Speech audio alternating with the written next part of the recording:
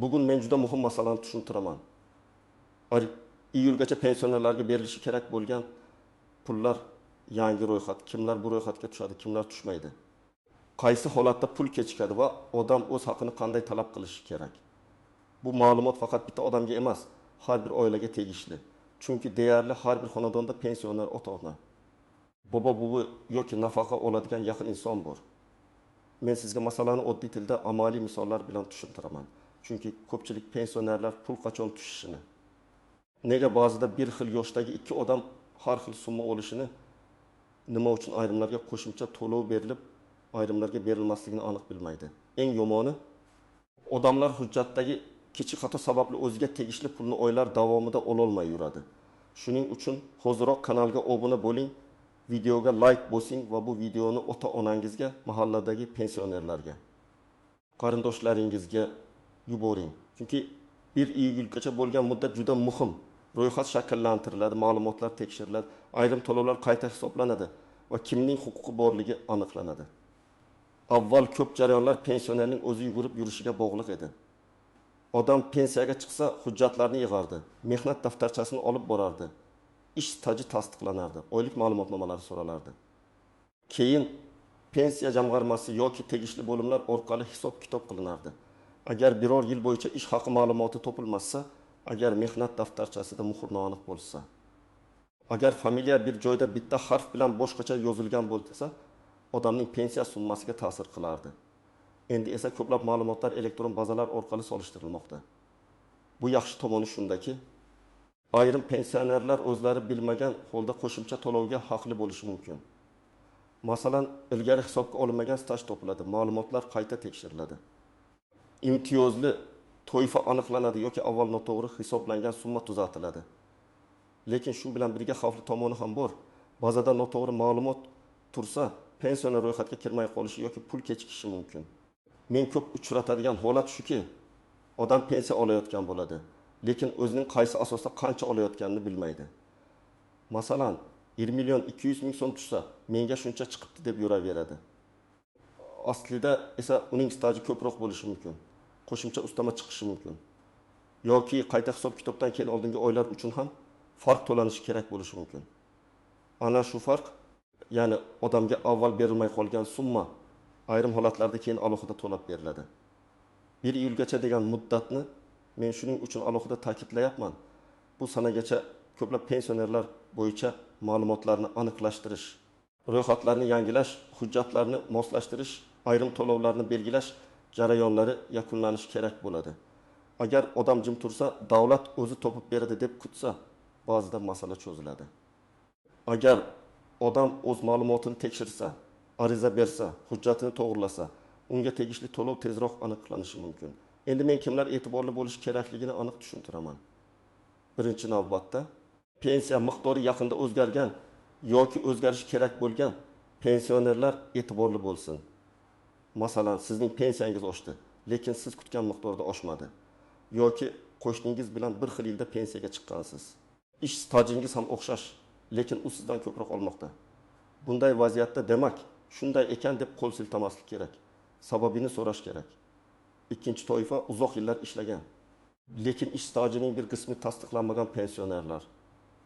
Masalan, bir ayol 32 yil ishlagan, lekin hujjatda 25 yilgina tan olingan. Nega? Chunki eski ish joyi yopilgan, arxivdan ma'lumot topilmagan yoki mehnat daftarchasida yozuv noto'liq bo'lgan. Bunday holatda uning pensiyasi past chiqadi. Agar keyinchalik arxiv hujjati topilsa yoki sud orqali staj tasdiqlansa, pensiya qayta hisoblanishi mumkin. Qayta hisob-kitobdan keyin farq pul sifatida berilishi kerak bo'ladi. Uchinchi toifa nogironligi bo'lgan pensionerlar, boquvchisini yo'qotganlik bo'yicha nafaqa oluvchilar. Kam ta'minlangan oiladagi keksalar va alohida ijtimoiy himoyaga muhtoj shaxslar. Bu guruhlarda oddiy pensiyadan tashqari turli qo'shimcha to'lovlar, kompensatsiyalar yoki ijtimoiy yordamlar bo'lishi mumkin. Ammo ularning har biri avtomatik chiqavermaydi. Ba'zida tibbiy xulosa muddati tugagan bo'ladi. Ba'zida nogironlik guruhi bazada yangilanmagan bo'ladi. Ba'zida bank kartasi faol emasligi sababli pul qaytib ketadi. Shu sababli bu toifadagi odamlar albatta ma'lumotlarini tekshirtirish kerak. 4-toifa. Pensiyani bank kartasi orqali oladiganlar. Hozir ko'pchilik pensionerlar pulni plastik kartaga oladi. Bu qulay. Lekin muammo ham tug'diradi. Karta muddati tugagan bo'lsa, karta bloklangan bo'lsa, bankdagi ism, familiya, pasportdagi yozuv bilan mos kelmasa, pul o'z vaqtida tushmasligi mumkin. Odam esa menga pul ajratilmadi deb o'ylaydi. Aslida summa hisoblangan bo'ladi. Lekin to'lov texnik sabab bilan o'tmaydi. Keling, real hayotga yaqin misol ko'raylik. Farhod aka 18-yoshda Virtualing yil zavodda ishlagan. Uning pensiyasi 1 million ming so'm. Keyin u eski arxivdan yana 5 yillik ish stajini tasdiqlovchi hujjat topdi. Agar bu hujjat pensiya hisobiga ta'sir qilsa, uning oylik pensiyasi masalan 1 ming so'mga oshishi mumkin. Agar bu farq 6 oy oldindan hisoblanadigan bo'lsa, unga 900 ming so'm atrofida qo'shimcha to'lov chiqishi mumkin. Men bu raqamni misol sifatida aytyapman. Aniq summa har bir odamning ish haqi, staji, pensiya turi va hisoblash asosiga qarab belgilanadi. Yana bir misol. Dilbar opa pensiyani 1 million ming so'm oladi. Unga qo'shimcha ijtimoiy yordam chiqishi kerak bo'lgan, lekin mahalladagi ma'lumotlar yangilanmagan. Uning turmush o'rtog'i vafot etgan, uyda yolg'iz yashaydi. Farzandlari boshqa viloyatda. Agar u tegishli ariza bilan murojaat qilsa, mahalla va ijtimoiy himoya organlari uning holatini qayta ko'rib chiqishi mumkin. Natijada unga alohida yordam, kompensatsiya yoki boshqa to'lov belgilanadi. Bu yerda eng muhim narsa odamning holati hujjatda aks etishi kerak. Og'zaki aytilgan gap yetarli emas. Yana bir holat. Rahim buva pensiyani naqd olardi. Keyin bank kartasiga o'tkazdi. Karta ochilgan, lekin bankda uning familiyasi pasportidan bitta harf bilan boshqacha kiritilgan. Pensiya hisoblangan, lekin to'lov qaytgan. Rahim buva 1 oy kutgan, 2 oy kutgan. Keyin menga pul bermayapti deb xavotirlangan. Aslida muammo pensiya jamg'armasida emas, bankdagi ma'lumotda bo'lgan. Shuning uchun pensionerlar bank kartasi, pasport, telefon raqami va hisob raqam ma'lumotlarini albatta tekshirtirish kerak. Kimlar xavotir olmasligi mumkin? Agar sizning pensiyangiz muntazam tushayotgan bo'lsa, oxirgi vaqtda hujjatlaringiz o'zgarmagan bo'lsa, bank kartangiz ishlayotgan bo'lsa, staj va imtiyozlaringiz avvaldan to'liq hisobga olingan bo'lsa, sizda katta xavotirga asos yo'q. Lekin baribir yiliga kamida 1 marta o'z pensiya ma'lumotingizni tekshirtirish foydali. Chunki xatoni erta topsangiz, uni tuzatish osonroq bo'ladi. Endi eng muhim joyga kelamiz.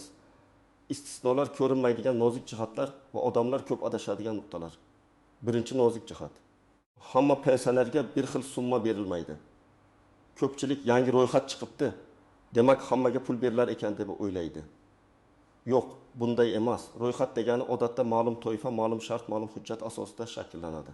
Kimdir qo'shimcha to'lov oladi. Kimdir faqat qayta hisob kitobdan keyin farq oladi. Kimdir umuman bu ro'yxatga kirmaydi. Ikkinchi nozik jihat. Pensiya oshishi bilan bir martalik to'lov bir xil narsa emas. Pensiya oshsa, siz har oy ko'proq olasiz. Bir martalik to'lov esa faqat ma'lum davr uchun, ma'lum sabab bilan beriladi. Masalan, oldingi oylar uchun kam to'langan farq aniqlansa, u bir marta to'lanishi mumkin. Lekin bu keyingi oy ham albatta shu qo'shimcha summa tushadi degani emas. Shuning uchun tushgan pulning maqsadini aniqlash kerak. Bu doimiy oshirishmi yoki oldingi farqmi? Uchinchi nozik jihat. Ariza berilgan sana muhim. Ayrim holatlarda to'lov ariza berilgan kundan boshlab hisoblanadi. Ayrim holatlarda huquq paydo bo'lgan kundan boshlab qayta ko'riladi. Masalan, sizda hujjat 1 yil oldin ham bor edi, lekin bugun topshirdingiz. Qaysi kundan hisoblanishi qonuniy asosga bog'liq. Shu sababli arizada pensiyamni qayta hisoblab berishingizni, oldingi davr uchun ham farqni aniqlab berishingizni so'rayman deb aniq yozish kerak. 4-nozik jihat. Og'zaki murojaat yetarli emas. Ko'p pensionerlar boradi, navbatda turadi, xodimdan so'raydi, xodim ko'rib chiqamiz deydi. Keyin hech qanday javob bo'lmaydi. Chunki yozma ariza yo'q. Yozma ariza bo'lsa, unga javob berilishi kerak. Ariza raqami bo'lsa, siz keyin men falon kuni murojaat qilganman deb isbot qila olasiz. Shuning uchun har qanday muhim masalada arizani yozma yoki elektron tarzda qoldirish kerak. 5-nozik jihat. Meros va vafot etgan pensionerning o'lmay qolgan puli. Ba'zi holatlarda pensioner vafot etadi, lekin uning hisoblangan, ammo o'lmagan pensiya puli bo'lishi mumkin. Oila a'zolari buni bilmaydi. Ayrim to'lovlar qonuniy tartibda yaqinlarga berilishi mumkin. Buning uchun o'lim haqidagi guvohnoma, qarindoshlikni tasdiqlovchi hujjatlar, meros yoki vakolat masalalari kerak bo'ladi. Bu juda nozik mavzu. Lekin amaliy hayotda ko'p uchraydi. Agar marhum pensionerning oxirgi oy pensiyasi tushmagan bo'lsa, buni tekshirtirish kerak. 6-nozik jihat. Yashash joyi o'zgarganda ma'lumotlar yangilanishi. Pensioner bir tumandan boshqa tumanga ko'chsa, propiska yoki yashash manzili o'zgarsa, pensiya ishi ham tegishli tartibda ko'chishi kerak. Agar bu jarayon yarim yo'lda qolsa, to'lov kechikadi. Ayniqsa qishloqdan shaharga, bir viloyatdan boshqa viloyatga ko'chgan keksalarda bu ko'p uchraydi. Shuning uchun manzil o'zgarsa, pensiyam o'zi tushaveradi deb o'ylamaslik kerak. 7-nozik jihat. Ishonchnoma orqali pensiya olish. Ba'zi pensionerlar yura olmaydi. Kasal bo'ladi yoki chekka joyda yashaydi. Ularning o'rniga farzandi yoki yaqin qarindoshi pul oladi. Bu holatda ishonchnoma to'g'ri rasmiylashtirilgan bo'lishi kerak. Ishonchnoma muddati tugasa, bank yoki to'lov tashkiloti pul bermaydi. Pensioner esa buni tushunmay, pulimni ushlab qolishdi deb o'ylashi mumkin. Aslida hujjat muddati tugagan bo'ladi. Yana bir xavfli jihat bor, firibgarlar. Yangi ro'yxatga kiritib beraman. 1 iyulgacha kartangiz raqamini ayting, SMS kodni yuboring deydigan odamlarga ishonmang. Men aniq aytaman, hech bir rasmiy organ sizdan bank kartangizning maxfiy kodini, SMS tasdiqlash kodini, ilova parolini so'ramaydi. Agar kimdir pulingiz tushishi uchun kod ayting desa, bu firibgarlik belgisi. Pensionerlarning soddaligidan foydalanib kartadagi bor pulni yechib olish holatlari ko'p uchraydi. Endi men sizga aniq qadamlarni aytaman. Birinchi qadam, pensiyangiz bo'yicha ma'lumotni tekshiring. Buning uchun yashash joyingizdagi pensiya jamg'armasi bo'limiga murojaat qilishingiz, davlat xizmatlari markazidan maslahat olishingiz yoki elektron xizmatlar orqali ma'lumotni ko'rishingiz mumkin. Agar o'zingiz internetdan foydalana olmasangiz, farzandingizdan yordam so'rang.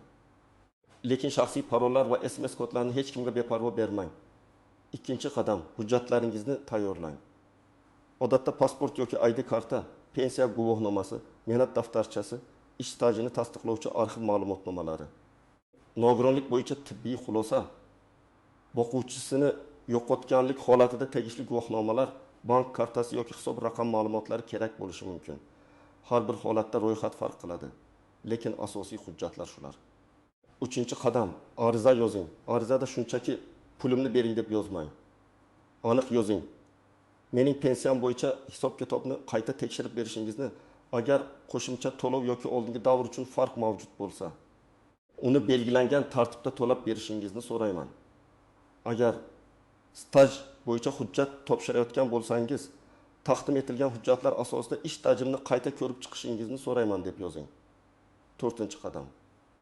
Arizangiz ro'yxatdan o'tganini tekshiring.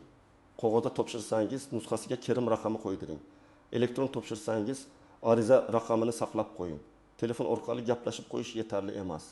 Ertaga masala cho'zilsa, sizda isbot bo'lishi kerak. 5-qadam, bank kartangizni tekshiring. Karta muddati tugamaganmi? Karta bloklanmaganmi? Bankdagi ism, familiya, pasport bilan bir xilmi? Telefon raqamingiz o'zgarmaganmi?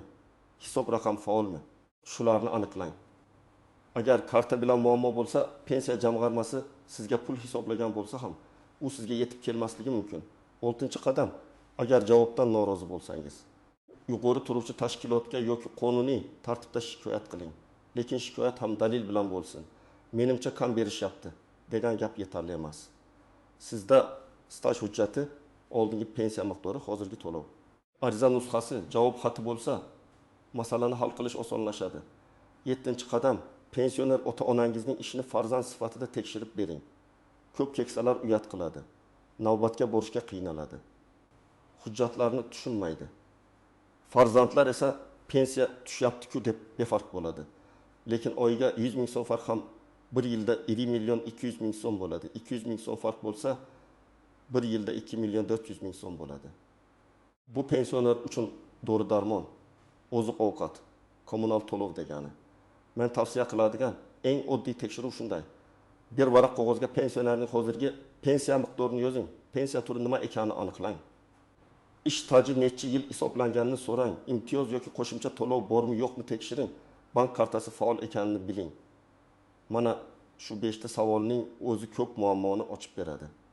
Agar sizga ro'yxatda yo'qsiz deyishsa, darrov taslim bo'lmang. Nega yo'qligingizni so'rang. Qaysi shart yetishmayapti? Qaysi hujjat kam? Ma'lumot bazada noto'g'rimi? Ariza berish mumkinmi? Qayta ko'rib chiqish tartibi bormi? Shularni aniqlang. Chunki yo'qsiz degan javob har doim ham oxirgi javob emas. Ba'zida oddiy hujjat yetishmaydi. Ba'zida ma'lumot yangilanmagan bo'ladi. Agar sizga pul tushgan bo'lsa, lekin nima uchun tushganini bilmasangiz, uni ham aniqlang. Chunki bu doimiy oshirish bo'lishi mumkin, bir martalik farq bo'lishi mumkin, ijtimoiy yordam bo'lishi mumkin yoki oldingi qarzdorlik bo'yicha to'lov bo'lishi mumkin. Maqsadini bilsangiz, keyingi oy nima kutishni tushunasiz. Aks holda odam bir oy ko'proq pul olib, keyingi oy tushmasa, yana xavotirga tushadi. Men yana bir narsani alohida aytaman. Hech qachon hujjatni soxta qilmang, noto'g'ri ma'lumot bermang. Tanish orqali tezlashtiramiz degan gaplarga ishonmang. Pensiya va ijtimoiy to'lovlar rasmiy hujjat asosida beriladi. Noto'g'ri hujjat keyinchalik katta muammo keltirishi mumkin. To'g'ri yo'l biroz vaqt oladi, lekin xavfsiz va qonuniy bo'ladi. Demak, iyulgacha bo'lgan davr pensionerlar uchun juda muhim. Yangi ro'yxat, qayta hisob-kitob, qo'shimcha to'lov oldingi davr uchun farq. Bank kartasi va hujjatlarni tekshirish masalalariga befarq qarash mumkin emas.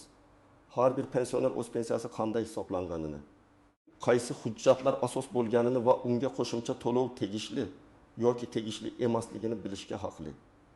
Men sizga maslahatimni aniq aytaman. Kutib o'tirmang. Ma'lumotlaringizni tekshiring, ariza yozing. Hujjatlaringizni tartibga keltiring. Bank kartangizni tekshiring va javobni yozma shaklida oling. Agar ota-onangiz pensioner bo'lsa, ularga yordam bering. Chunki ko'p hollarda odam o'z haqini bilmagani uchun pulini vaqtida ola olmaydi. Sizning hududingizda pensionerlarga pul tushdimi? Ro'yxat bo'yicha kimlargadir qo'shimcha to'lov berildimi? Pensiya miqdorida o'zgarish bo'ldimi? Izohlarni yozib qoldiring. Bu boshqa odamlarga ham foyda beradi.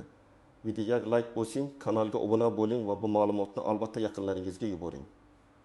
Chunki bugun tekshirilgan bitta hujjat ertaga pensionerning o'z haqini olishiga sabab bo'lishi mumkin.